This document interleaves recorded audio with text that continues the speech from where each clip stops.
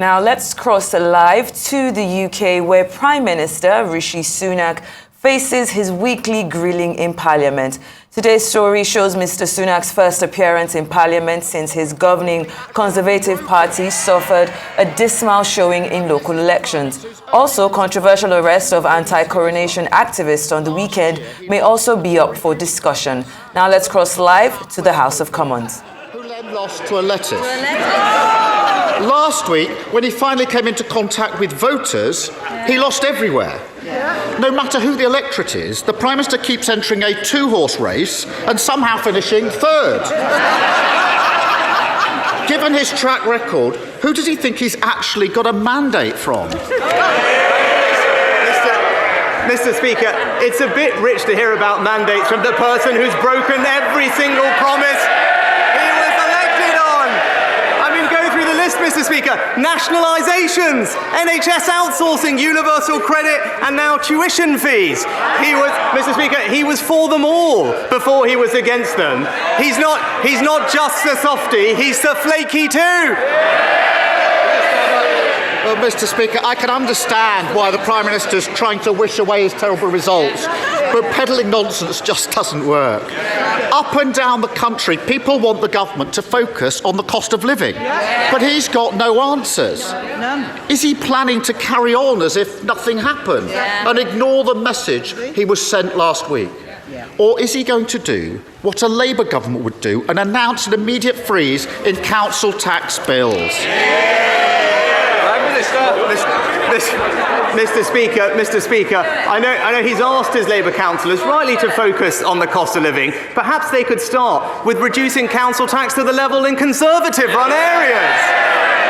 But, Mr. Speaker, we're getting on with halving people's energy bills, freezing fuel duty to help them with the cost of living. What is stopping him having a plan is that, unfortunately, his shadow chancellor recently said she's discovered she's got a problem, Mr. Speaker. She realised that she actually, this is what she said, she actually has to, shock horror, say where the money's going to come from. With a £90 billion black hole in her plans, she's got a lot of work to do. Mr. Speaker, there's only one party that broke the economy, and they're sitting right there. And it seems to me, to quote one of his more electorally successful predecessors, nothing has changed. Still blaming other people, still refusing to take the necessary action, still not listening to the country. And on council tax, it's quite simple. A Labour government would give every council the grant they need to freeze those bills, fully paid for by ending the handouts he's giving to oil and gas giants. So I ask him again, now his plan has been utterly rejected, why won't he do the same? Mr. Speaker, just a quick history lesson. While he was busy softening sentences 13 years ago, let me just remind him what we inherited. It was the largest deficit in the G7 from Labour. Higher unemployment. The coffers were totally empty. And it didn't stop there, Mr. Speaker. After that, they wanted a longer lockdown. And now, they won't even oppose the picketers and the protesters, Mr. Speaker. Even in opposition, they're damaging the economy. He's just not listening, is he? Even after the entire country, Mr. Speaker, from the Peak District to the Garden of England, rejected his government last week, he still thinks that protecting oil and gas profits is more important than freezing bills. Now, I'm sure the Prime Minister must finally have met some working people in recent weeks. Did any of them understand why he insists on protecting his precious non-dom tax status rather than scrapping it and using the money to train thousands of doctors and nurses? Well, Mr. Speaker, he said that this money would fund the NHS workforce, but that plan was actually looked at by one of his own colleagues recently. Now that person said that it would discourage doctors and nurses from coming here. But there was a £2 billion shortfall in his sums. Who said that? It was Alistair Darling. He might remember those days. It's when Labour bankrupted the economy. I think that is the definition of nonsense. And this is the price of having a tired, worn-out government fronted by a Prime Minister who boasts he's never had a working-class friend. He's smiling his way through the cost of living crisis, gloating about success while waiting lists grow. He's pretending that crime, house building, schools are all just doing fine, while handing the country 24 tax rises, all with his name on them. How does he think the Tories can possibly provide the answers Britain needs when the whole country has already told him they're the problem, not the solution?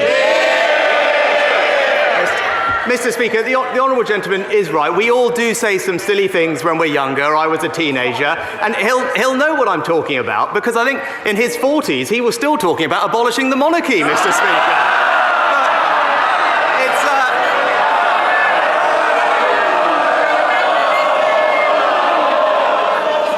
Prime Minister. But it's the same old guff from him every week, Mr. Speaker. All politics and no action. We're getting on with halving people's energy bills, freezing fuel duty, cutting the costs of childcare, and boosting pay. While he's busy plotting coalitions, we're getting on and delivering for the British people. Mr. Speaker, this Saturday is Surrey Day, a chance for locals and visitors to celebrate everything wonderful about our county, including our beautiful historic High Street in Guildford with its independent shops. But frequently raised with me is empty shops. High rents with high business rates makes it difficult for independent retailers to compete with national chains. Does my right honourable friend agree with me that this government must do everything it can to support our high streets as part of our plan to boost economic growth? Prime Minister. Mr. Speaker, my honourable friend is absolutely right about the importance of high streets for local communities, not just in Surrey but around the country. That's why we are abolishing business rates for hundreds of thousands of eligible businesses in the retail, hospitality and leisure sector, and investing billions of pounds through the High Streets Fund and our Towns Fund to support local communities up and down the country. SNP spokesperson Stephen Flynn. Thank you, Mr. Speaker. If the Prime Minister was to go to the boot of his Land Rover and pull out some placards which said "Save our nom-doms," would he expect to be arrested by the police? Prime Minister.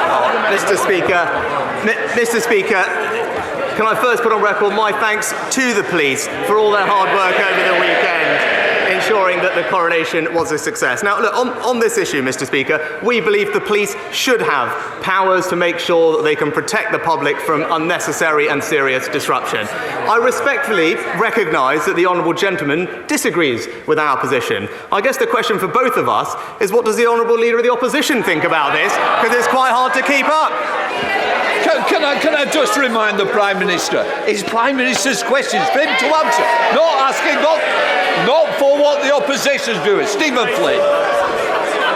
Mr. Speaker, what we're talking about here is that nurses strike, doctors strike, firefighters strike, protest, firefighters protest, and of course Republicans protest as well. And they do so because it's a fundamental right within our democracy to be able to protest. So is the Prime Minister seriously saying that moving forward you can have your rights, but only on his terms? Mr. Speaker, it is also the right of the British public to be able to go about their ordinary day-to-day lives without undue serious disruption. That's why it's right that the police have extra powers. I respect that the honourable gentleman disagrees with that, but we think it is right, and people will see every day on TV their lives being disrupted. They're not able to get to school, to get to hospital appointments, and indeed to get to work. They should be able to do that, and the police should have powers to stop those who are preventing that from happening. Thank you, Mr. Speaker. It was an honour to welcome the Australian Prime Minister to Barrow last week so he could meet some of our fantastic apprentices, see the submarine programme and reaffirm his commitment to the AUKUS programme that will deliver thousands of jobs in my constituency and keep our nation safe. But what was a national endeavour is now an international one, and it's going to require a whole-of-government approach to get it over the line and deliver it well. So with that in mind, could I invite my right honourable friend to Barrow to see the programme for himself, and also to meet with me to see how we can best leverage the opportunities from this for the people of Barrow for generations to come. Well, my honourable friend is a fantastic advocate for his local industry and community, and he's right, the SSN AUKUS submarines will be built in Barrow, the home of the British submarine industry. It will create thousands of new jobs, not just in Barrow, but across the UK. That's why the government is investing billions to modernise the enterprise, and I look forward to taking him up on his invitation. And David. Mr. Speaker, last week many lifelong Conservative voters turned to the Liberal Democrats to be their strong local champions. They delivered their verdict on the government's failure to hold water companies to account for dumping raw sewage into our rivers and onto our beaches. Last year, water bosses were paid £15 million in bonuses, rewarded for destroying our precious natural environment. 3 of those executives have now turned down their bonuses, but they should never have been entitled to them in the first place. So will the Prime Minister ban these sewage bonuses so that the dumping actually stops? Well, Mr. Speaker, I struggle to hear the full question, but I think in one sense it doesn't really matter, because we all know the Liberal Democrats say one thing here and another thing locally anyway. And it is remarkable. No wonder he's attracted to the Labour leader these days, Mr. Speaker. Political opportunism and a broken promise on tuition fees. It must be like looking in the mirror. Ben Bradley.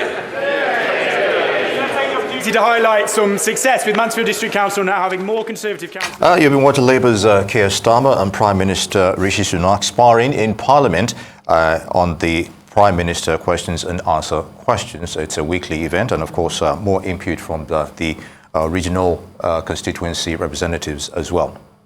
I mean, I think one of the major things that people were definitely looking out for was trying to understand exactly what happened on May 6th, which was the coronation of King Charles III.